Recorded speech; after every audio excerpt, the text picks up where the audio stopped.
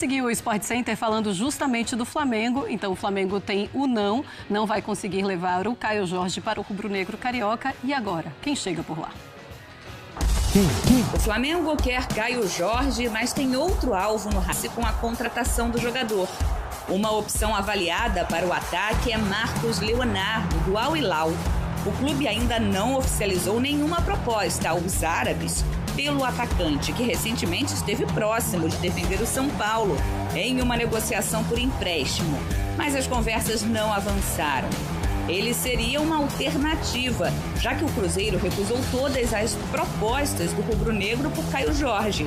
A última oferta foi de 24 milhões de euros e ainda a inclusão de Cebolinha no negócio. O sonho continua, mas o Flamengo não está parado. Quem está de saída é Vinha. O lateral está fora dos planos de Felipe Luiz e vai defender o River Plate. Vinha será emprestado por uma temporada. O negócio ainda conta com obrigação de compra, caso o lateral jogue 50% das partidas pelo clube argentino. Vinha era a terceira opção na lateral esquerda do Flamengo, que tem Alex Sandro e Ayrton Lucas. A ideia da comissão técnica é ter 2 jogadores por setor. A reapresentação do time principal está marcada para o próximo dia 12. Bom, temos aí o Marcos Leonardo pelo Al Hilal. Ele tem 41 gols, 61 jogos, 53 de titular, 75 minutos por jogo. A média dele de gols é de 0,67 por jogo. O Marcos Leonardo, que no meio do ano passado tivemos aquela especulação e aquela negociação com o São Paulo, ele acaba ficando no Al Hilal e agora está muito mais difícil de tirá-lo de lá. Ele vai para o Al Hilal por 40 milhões de euros. Hoje, artilheiro do time, é difícil imaginar que vão liberar o seu artilheiro, estão na liderança do campeonato, para vir para cá por menos do que 40 milhões de euros, né? Eles vão querer mais. É muito difícil. A questão econômica é um empecilho realmente grande. Tem também uma questão de regulamento, né? Uma mudança de regra no mundo árabe, no futebol daquela região. Indica que um jogador com uma permanência de determinado período em sequência, sem sair por empréstimo, não conta mais como estrangeiro. Sim. Isso abre para o clube em questão, o clube onde esse jogador atua, possibilidade de trazer outros jogadores de fora do país. Então é uma situação complexa. A contratação do Marcos Leonardo, que se tentou, né? O São Paulo tentou, esteve para vir por um período pequeno no ano passado, e ele teria também lugar em diversos clubes brasileiros pela sua capacidade e o seu poder decisivo no ataque. Mas não será simples, mesmo para quem tem bastante dinheiro para colocar sobre a mesa. Não é uma operação puramente econômica. E os números já mostram essa dificuldade, ainda mais falando dos clubes árabes. Esses, sim, não precisam de dinheiro. Nesse caso, André, você imagina um Flamengo oferecendo mais dinheiro, vou gastar mais para ter nomes como esses, e aí eu falo do Caio Jorge e do Marcos Leonardo, ou vai começar a olhar uma prateleira abaixo de atacantes? O Flamengo pode fazer isso, né? A impressão que eu tenho é que até o assédio ao Caio Jorge é uma demonstração de força, acima de tudo. Porque não só por aquilo que disse o presidente BAP, naquela apresentação dos resultados do Flamengo no final do ano, quando ele fala em bilhões e vamos gastar e tudo mais, não só porque ele disse isso, mas por uma situação real. O Flamengo tem muito dinheiro para gastar com contratação. E é bom que tenha, né? Tem muita gente que enxerga esse tipo de coisa como, é um problema, é o Bayern do Brasil. O Flamengo não tomou nada de ninguém, não está usando o dinheiro dos outros, está tratando de reforçar o seu time de futebol, que já é o melhor do Brasil e da América do Sul, né? Quem precisa trabalhar melhor são os demais. Então, se o Flamengo quiser, ele pode erguer esse sarrafo aí, mas será difícil. Dinheiro por dinheiro, oferta por oferta, não creio que os árabes vão ficar emocionados com o que chega daqui. Tem isso também, né? Se emocionar árabe com dinheiro, você precisa ter muito, precisa oferecer muito para eles pensarem em algo diferente. Temos o Bruno Andrade chegar aqui no Sport Center.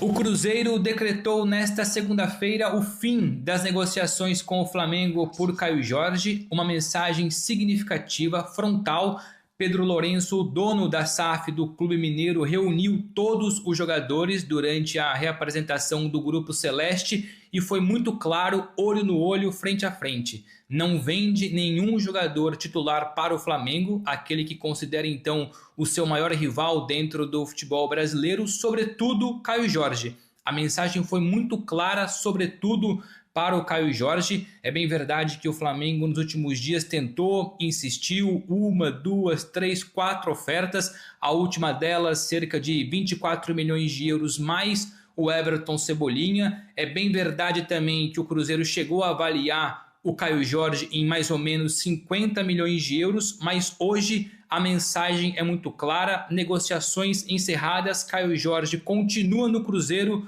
com quem tem contrato até dezembro de 2028. Muito bem, temos aí mais informação do ESPN.com.br, uma apuração importante também do trio André Hernan, Felipe Silva e Bruno Andrade.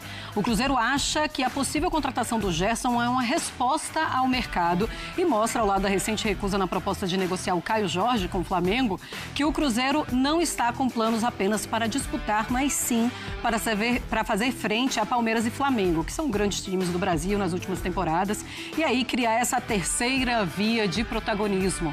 Já falamos tanto dessa terceira via, né, que já foi o Galo, e o Cruzeiro está chegando agora com muito dinheiro e com muitos bons reforços, ou tentando bons reforços e manter também os seus bons jogadores. André Kfouri, então, com essa recusa a Caio Jorge de ser vendido, como é que você vê esse recado para o mercado? E tem uma coisa, né? Porque era muito dinheiro. 30 a 35 milhões de euros mais o Everton Cebolinha, que é um jogador que o próprio treinador queria. É difícil dizer não. Bom, primeiro é preciso diferenciar esse tipo de declaração quando parte de um dirigente tão alto, né? Como o Pedro. De coisas ditas durante uma negociação que servem apenas para aumentar os valores, né? Sim. Então, já houve e vai continuar acontecendo muitas vezes um diretor de futebol falar: não temos interesse em negociar, não queremos. Aí, uma semana depois, as coisas se aquecem e a negociação é feita. Quando um dono de SAF, como é o caso, diz: não vamos negociar, a conversa é outra. Porque agora, se ele mudar de ideia e negociar o Caio Jorge, ele terá de explicar aquilo que ele disse, né? E uma afirmação taxativa como essa, mesmo num ambiente difícil de cravar certas coisas, principalmente ditas por dirigentes de futebol, ela tem um peso maior quando é colocada dessa maneira. Então, nós entendemos que o Caio Jorge não sairá do Cruzeiro. Quem ganha com isso? A comissão técnica que acaba de chegar, os demais jogadores que atuam no Cruzeiro, porque o Caio Jorge é um tremendo jogador de futebol, e a torcida do Cruzeiro, que pode ficar tranquila que esse jogador, artilheiro do campeonato, um jogador extremamente promissor, vai seguir com a camisa do Cruzeiro pelos próximos anos. E é uma notícia ótima. O Cruzeiro não precisa e não deveria negociar o Caio Jorge, porque esse é mais um atleta que atuaria em qualquer clube brasileiro. Você o perde, você o vende, por maior que seja a quantia em retorno, você reforça automaticamente alguém que vai jogar por aquilo que você quer conquistar na temporada. Flamengo inicia 2026 com maratona que pode chegar a 12 jogos em 40 dias. Fica comigo até o final que eu vou mostrar aqui, galera, a lista de jogos do Mengão, todos, tá? Vocês vão ver aqui a maratona que o Flamengo vai enfrentar. Bem, tá aqui, O clube ainda não definiu o jogo de estreia do elenco principal que se reapresenta no dia 12 de janeiro. Primeiras semanas livres no calendário só deve chegar em março, na disputa de 4 competições. Caramba, galera! Caramba, cara! Mal terminou 2025 e o Flamengo pensa nos preparativos para a nova temporada. Após um ano com 78 jogos e 4 títulos, o rubro-negro inicia 2026 em ritmo semelhante. O time terá uma sequência pesada, sem semanas livres do dia 11 de janeiro a 1º de março. No período, serão disputadas 2 taças, as da Supercopa do Brasil e da Recopa Sul-Americana, e 4 competições ao todo. Carioca e Brasileirão completam a lista. A definição sobre o jogo de estreia do time principal ainda não foi feita. uma equipe alternativa deve ir a campo nos 3 primeiros compromissos pelo estadual. É possível que a partida que marque o retorno dos principais jogadores seja contra o Vasco, no primeiro clássico do ano, 9 dias após a reapresentação completa do elenco. Caso isso se confirme e o Flamengo avance às semifinais do Carioca, a sequência se concretizaria com 12 jogos em 40 dias. Minha Nossa Senhora! Galera, além disso, um jogo terá de ser reagendado. O confronto contra o Mirassol pela 4ª rodada do Brasileirão está marcado para um dia antes do jogo de volta da Recopa Sul-Americana contra o Lanús. Apesar da maratona, o calendário não prevê grandes deslocamentos. A maior viagem prevista é para Buenos Aires em um voo de cerca de 3 horas.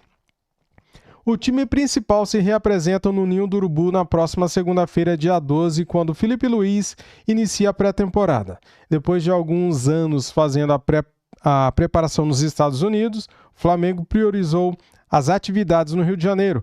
Olha só a sequência de jogos aqui do nosso Mengão. Deixa o like, se não deixou ainda, se inscreva no canal e ative o sininho. Valeu, tamo juntos. Bem, galera, dia 21/1, Flamengo e Vasco pelo Carioca. Antes disso, tem 3 jogos, tá? Que devem ser concretizados com o Sub-20. Depois, o Flamengo principal deve jogar contra o Vasco, já com a equipe principal. Dia 25 do 1 de janeiro, Fluminense e Flamengo pelo Carioca. Dia 28/1, São Paulo e Flamengo pelo Campeonato Brasileiro. Abertura do Brasileirão, dia 28/1, cara. Que maravilha, hein? Flamengo e Corinthians, dia 1 de fevereiro, Supercopa Rei. Olha aqui, galera, dia 1 de fevereiro, Flamengo e Corinthians, Supercopa Rei. Flamengo Internacional pelo Campeonato Brasileiro no dia 4/2. No dia 7/2, Flamengo e Sampaio Corrêa pelo Carioca. Dia 11/2, Vitória e Flamengo pelo Brasileirão. Dia 14/2, Carioca, quartas de final. Dia 19/2, Lanús e Flamengo, Recopa Sul-Americana. Dia 22/2, Carioca, semifinal, jogo de ida. Flamengo e Mirassol vai ser remarcado, tá? Tá aqui com asterisco, né? Flamengo e Mirassol, dia 25/2, será remarcado, porque no dia 26, Flamengo vai pegar o Lanús, né? Recopa Sul-Americana, o jogo da volta, né? O jogo de ida é dia 19 e o jogo da volta dia 26 de fevereiro. Para completar, dia 1º de março, Carioca, semifinal, o jogo da volta. Se for avançando, o Flamengo vai avançar, eu acredito, né? A não ser que o Flamengo faça alguma estratégia diferente de abrir mão do Carioca e focar nas principais competições. Não acredito que isso vai acontecer, porque time grande quer ganhar tudo, né, cara? Mas se o Flamengo fizer isso, priorizando aí as principais competições, não sou eu que vou reclamar, né, cara? Porque a gente reclama que o calendário é tão cheio, né? Que tem muitos jogos durante o ano, que tem jogo aí que nem deveria ter, mas tem. E se o Flamengo decidir por priorizar as principais competições e abrir mão do Carioca, eu também não vou achar ruim, não. Apesar que o Flamengo poderia usar o Sub-20 aí em alguns jogos do Campeonato Carioca. Valeu, galera. Tamo junto. Saudações rubro-negras. Fui!